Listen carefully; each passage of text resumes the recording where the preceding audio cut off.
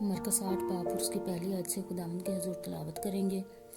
ان دنوں میں جب پھر بڑی بھیڑ جمع ہوئی اور ان کے پاس کچھ کھانے کو نہ تھا تو اس نے اپنے شاگردوں کو پاس بلا کر ان سے کہا، مجھے اس بھیڑ پر ترس آتا ہے کیونکہ یہ 3 دن سے برابر میرے ساتھ رہی ہے اور ان کے پاس کچھ کھانے کو نہیں۔ اگر میں ان کو بھوکا گھر کو رخصت کروں تو راہ میں تھک کر رہ جائیں گے اور بعض ان میں سے دور کے ہیں۔ اس کے شاگردوں نے اسے جواب دیا کہ اس بیابان میں کہاں سے کوئی اتنی روٹیاں لائے کہ ان کو سیر کر سکے۔ اس نے ان سے پوچھا، تمہارے پاس کتنی روٹیاں ہیں؟ انہوں نے کہا، 7۔ پھر اس نے لوگوں کو حکم دیا کہ زمین پر بیٹھ جائیں، اور اس نے وہ 7 روٹیاں لیں اور شکر کر کے توڑیں اور اپنے شاگردوں کو دیتا گیا کہ ان کے آگے رکھیں، اور انہوں نے لوگوں کے آگے رکھ دیں۔ اور ان کے پاس تھوڑی سی چھوٹی مچھلیاں تھیں۔ اس نے ان پر برکت دے کر کہا کہ یہ بھی ان کے آگے رکھ دو۔ پس وہ کھا کر سیر ہوئے اور بچے ہوئے ٹکڑوں کے 7 ٹکڑے اٹھائے، اور لوگ 4000 کے قریب تھے۔ پھر اس نے ان کو رخصت کیا اور وہ فی الفور اپنے شاگردوں کے ساتھ کشتی میں بیٹھ کر دلمنوتا کے علاقہ میں گیا۔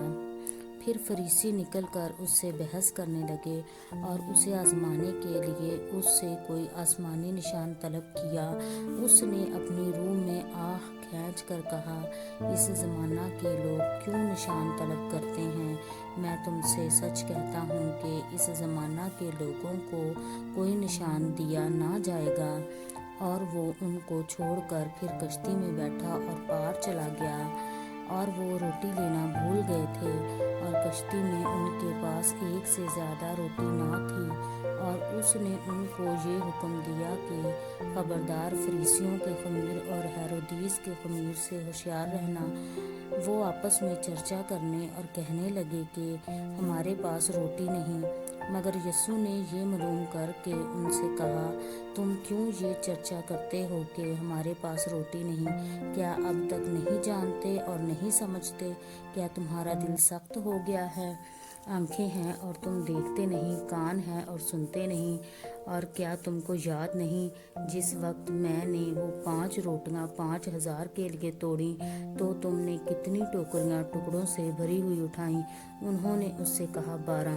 اور جس وقت 7 روٹیاں 4000 کے لیے توڑیں تو تم نے کتنے ٹوکرے ٹکڑوں سے بھرے ہوئے اٹھائے؟ انہوں نے اس سے کہا، 7۔ اس نے ان سے کہا، کیا تم اب تک نہیں سمجھتے؟ پھر وہ بیت سیدا میں آئے اور لوگ ایک اندھے کو اس کے پاس لائے اور اس کی منت کی کہ اسے چھوئے۔ وہ اس اندھے کا ہاتھ پکڑ کر اسے گاؤں سے باہر لے گیا اور اس کی آنکھوں میں تھوک کر اپنے ہاتھ اس پر رکھے اور اس سے پوچھا، کیا تو کچھ دیکھتا ہے؟ اس نے نظر اٹھا کر کہا، میں آدمیوں کو دیکھتا ہوں، کیونکہ وہ مجھے چلتے ہوئے ایسے دکھائی دیتے ہیں جیسے درخت۔ پھر اس نے دوبارہ اس کی آنکھوں پر اپنے ہاتھ رکھے اور اس نے غور سے نظر کی اور اچھا ہو گیا اور سب چیزیں صاف صاف دیکھنے لگا۔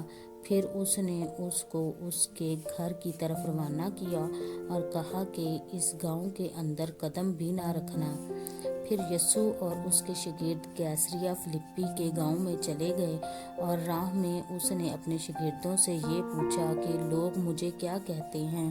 انہوں نے جواب دیا کہ یوحنا بپتسمہ دینے والا، اور بعض ایلیا اور بعض نبیوں میں سے کوئی۔ اس نے ان سے پوچھا، لیکن تم مجھے کیا کہتے ہو؟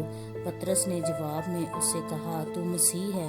پھر اس نے ان کو تاکید کی کہ میری بابت کسی سے یہ نہ کہنا۔ پھر وہ ان کو تعلیم دینے لگا کہ ضرور ہے کہ ابن آدم بہت دکھ اٹھائے اور بزرگ اور سردار کاہن اور فقیہ اسے رد کریں اور وہ قتل کیا جائے اور 3 دن کے بعد جی اٹھے۔ اور اس نے یہ बात साफ साफ कही। पतरस उसे अलग ले जाकर उसे मलामत करने लगा, मगर उसने मुड़कर अपने शागिर्दों पर निगाह करके पतरस को मलामत की और कहा, ऐ शैतान, मेरे सामने से दूर हो, क्योंकि तू खुदा की बातों का नहीं बल्कि आदमियों की बातों का ख्याल रखता है।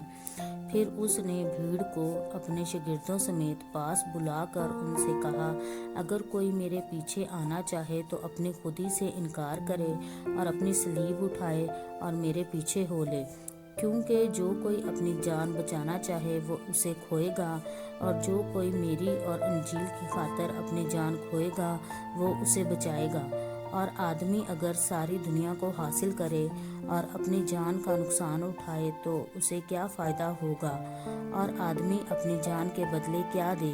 क्योंकि जो कोई इस ज़नाकार और ख़ताकार कौम में मुझसे और मेरी बातों से शर्माएगा, इब्ने आदम भी जब अपने बाप के जलाल में पाक फरिश्तों के साथ आएगा तो उससे शर्माएगा। पाक कलाम के पढ़े सुने समझे जाने पर खुदा की खास बरकत हो। आमीन।